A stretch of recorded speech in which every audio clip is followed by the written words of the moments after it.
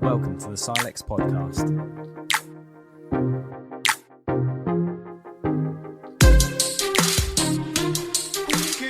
So during the pandemic, I have been in the lucky position at CILEX of being able to meet, virtually of course, lots of interesting CILEX members, coroners and judges.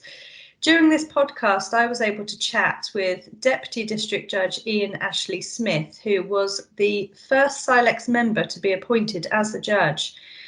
I really enjoyed our conversation, and in the warm-up he told me all about the farm where he lives, which is packed with animals, including his beloved alpacas.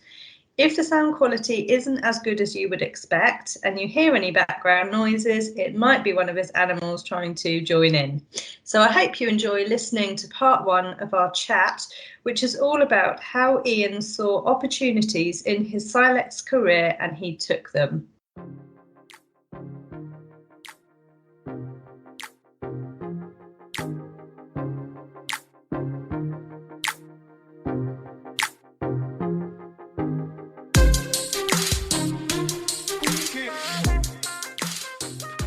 Well, welcome to the CILEX podcast. For those of you that don't know me, my name is Louise Turner and I am the Membership Development Manager here at CILEX. And today I am joined by Deputy District Judge Ian Ashley Smith, who is a Fellow of CILEX. And so first of all, Ian, for anyone listening, you were the first ever CILEX judge to be appointed following a change in legislation in 2007, which meant that chartered legal executives could apply for judicial roles up to and including that of district judge. That must have been a really great feeling to know that you were the first to be appointed from the profession. How did it make you feel? Initially it was limited to, you could only apply to be a deputy district judge, that is to say a fee paid judge, but then about a year later they opened it up so that you could become a full-time district judge. I think the whole process took me about a year. By the time you filled in the application, jumped through all the hoops, appeared at the role-playing moot court and everything, then they've made up their mind and they write to you. That probably took about a year, so it's quite a long process. You've got to be prepared to sort of get stuck into it. But actually, it became quite nerve-wracking for me because you get a brown envelope. So you've got I'm ready for disappointment at any time, as you might understand. The first good thing was a little brown envelope that said, you can apply. We've accepted your application. And it says, you're through the first stage, and it's not quick, as I've already explained. And it says you're through the first stage. You've done a paper sift, you've done your application, you're on the program, so to speak. And you've got to attend for. In those days, it's slightly different now. But in those days, you didn't do a test online. You actually went to a hotel in London where they had a massive, great room set aside for you and about 300 other quaking people. And you do it on like a camping table with an invigilator wandering around, making sure no one was teaching. And they also provided you with a computer, which was totally alien to me because I didn't have an IBM computer, so it was different from mine. Anyway, you do the test, and then you have another wait for 3 months or something till you get the next brown envelope, which says, in my case, you're through to the next role. Please present yourself at Steel Street, which is where the judicial appointment, and I think it's the judicial office anyway. And every time I got an envelope, it was a process.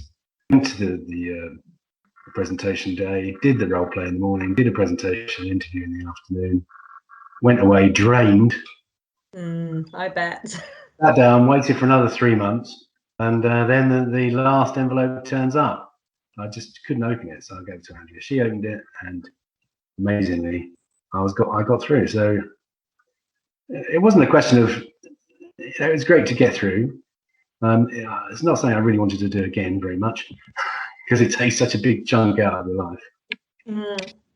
And just getting through was great. I was prepared for disappointment. There wouldn't have been any particular hardship if I hadn't got through. I mean, I wasn't expecting to get through in the first place. But so was that your first application, Ian?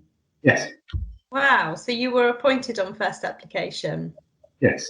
Wow, what an achievement. And I mean, the journey you've just described is, I said, any other job, no other journey you would ordinarily take when applying for a job, because it's not like any other job that you're applying for.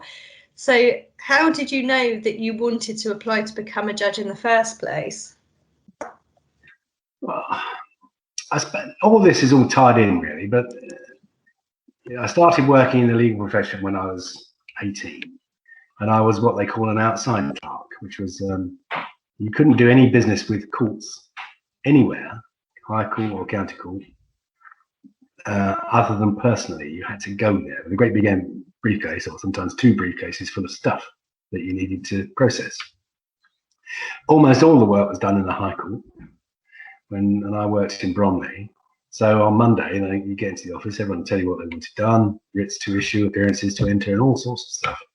And you jump on the train and off you go and you do it. It wasn't a great job, but it was quite a good job. And my brother actually introduced me to the institute and said, you can, if you start studying with them, not only will you learn something, which you really need to do in my opinion, but you get paid on a prize every time you pass something. So I thought it was a good idea. It just set me off on a course of, if someone said you could apply for it, I'd apply for it. Yeah. And either I would get through or I didn't. Well, actually, I got through most of the time. And so I qualified as a fellow in 1981. And after that, various other things were opened up. See, this is the great job that the Institute does. It opened up opportunities for everybody. Mm. So it was only fair if they open up the opportunity for me to take it. And so I think it was 1996, the Divorce Reform Act. They changed they were going to change the rules, so you couldn't get divorced unless you went through a mediation first, rather like now with Children Act stuff. Mm-hmm. So the only difference was that in those days there weren't any family mediators, and so we all had to train. So they said that legal executives could train. So that was, like, if you like, my first badge. I qualified as a family mediator. And then a bit further down the line, they introduced these things like Law Society excellence panels, like the Law Society's Family Law panel. And the good thing about that was, if you got it, then it gave you certain powers you could exercise with legal aid certificates and so on. But also as legal executive seat, which was good for the firm. Yeah. So I think I was the first, or one of the first legal executives to get onto the law side. So in other words, if you could apply for it, I'd apply for it. You did it. Well done. We're very glad that you did. And you mentioned being a mediator. Do you think the skills that you learned as a mediator helped you in your judicial role ultimately? Are they similar skills? The immediate answer to that is no, but I also like to say and yes, because there are occasions when you're sitting in certain types of cases, particularly children cases and stuff like that, where you might be able to encourage people to reach an agreed solution. A bit like an FDR in financial, I don't know if you know anything about the matrimonial finance, but a bit, not much. Well, one of the stages of the financial remedy stuff is that you have a financial dispute resolution hearing. And that means you go in front of a judge who won't have anything to do with the case again, so you can reveal without prejudice offers and all that sort of stuff. And he'll lean back in his seat and say, well, without making any promises, what grief. So to that extent, being able to suffer a whole load of grief. So to that extent, being able to sit in a position where you can advise people, not advising them, but you're telling them what the likely outcome is, and you're encouraging them to reach their own agreement. Much better than, I always make a bit of a joke of it and say it's much better for you to be involved right up to the end and there's an agreed order than some judge come along and make an order that probably neither of you like. But, so yes and no is the answer to that question. Okay, thank you for that. And I wanted to ask you, did anyone in particular inspire or encourage you to actually make the application to become a judge? So you talked about how the Institute supported and, by opening up opportunities, and you decided to take the opportunity. But was there any individual that encouraged you?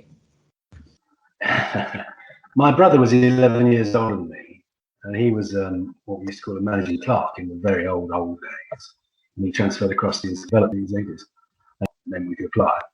And I told him I was going to have a go, and he laughed like he knew about the development, change in the law, and then we could apply. And I told him I was going to have a go, and he laughed like a drain. So that was, and but apart from him, my wife encouraged me, said, "You can do it. Go out and do it," and I did it. Good. Well, good on her. And I wanted to also ask you about, how did you know that you would have the right skills and experience for the role? Because obviously the skills and experience to become a judge are quite specific, and not everyone would have them. So what made you think that you would be right for the role? Well, of course, I didn't know. I had my opinion, my belief about what it might be like to be a judge and what you might need to discharge the office of judge. When I started, some of the judges were very difficult men to deal with. Sometimes it could be a bit like a visit. If I became a judge, my style would not be that way. The answer is that people come to you because they want a solution, a resolution to a dispute. Giving them a hard time, kicking all their advocates, and generally making life miserable for everybody involved, I don't think is the way to proceed. No. And so I felt that style was an important thing. I mean, by that time, I'd already been employed in the profession for 40 years, mostly in dispute resolution, so contentious work.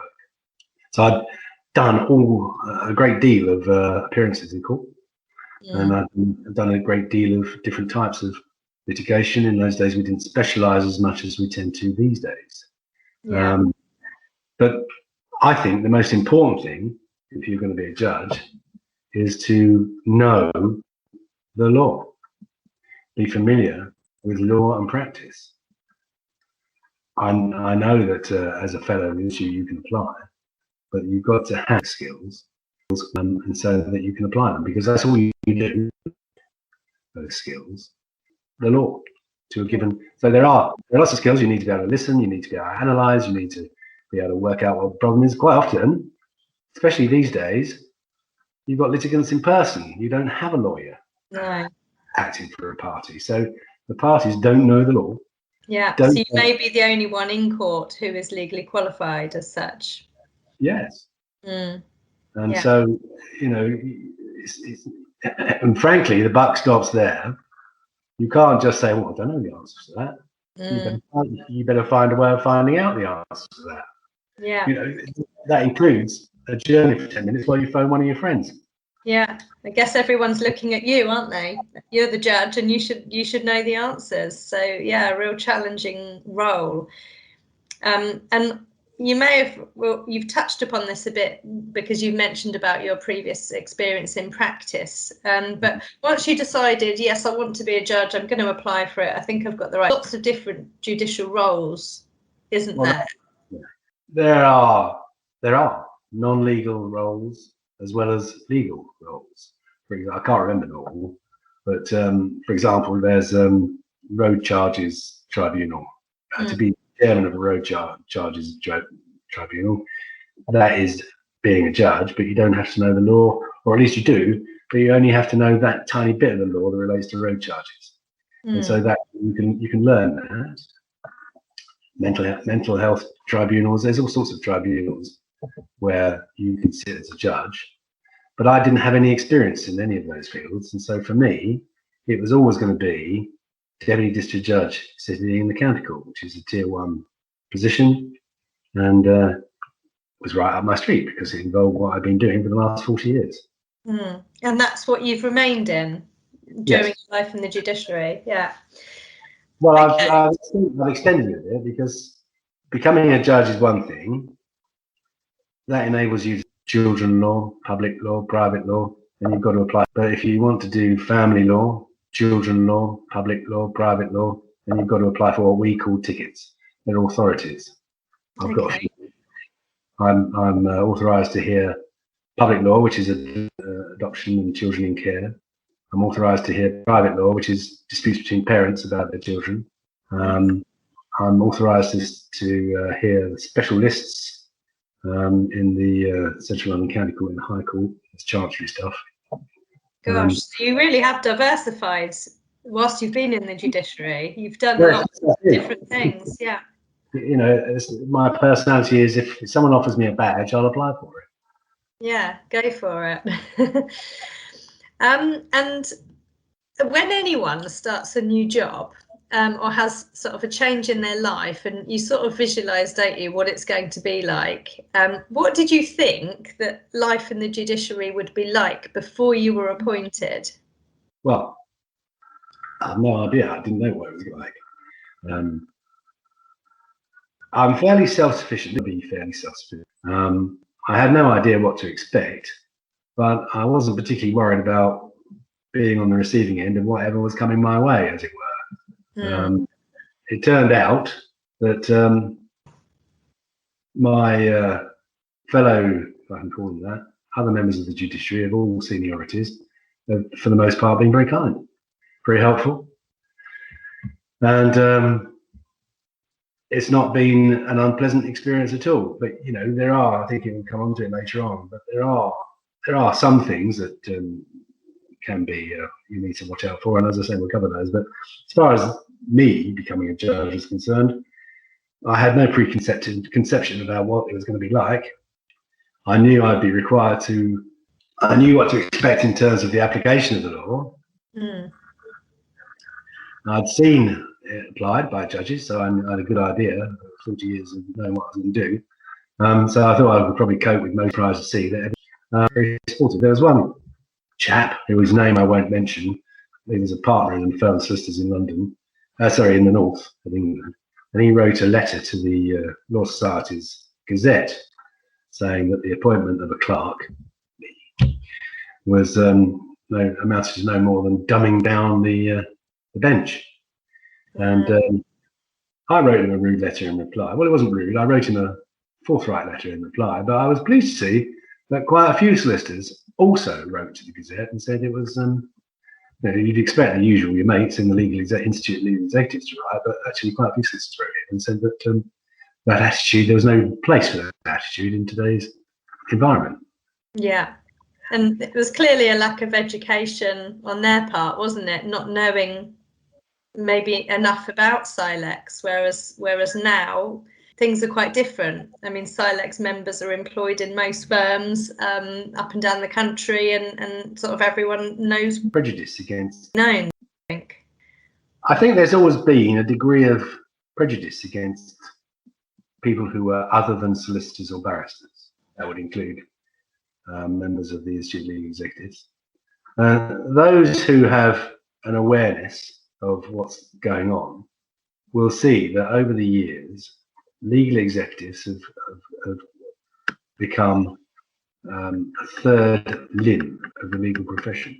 They are qualified, they take exams, they do their training on the job for the most part, and they are, in my opinion, in their field, as highly qualified as any other practitioner. Obviously, there are brilliant practitioners who are brilliant lawyers who get the opportunity to do brilliant cases.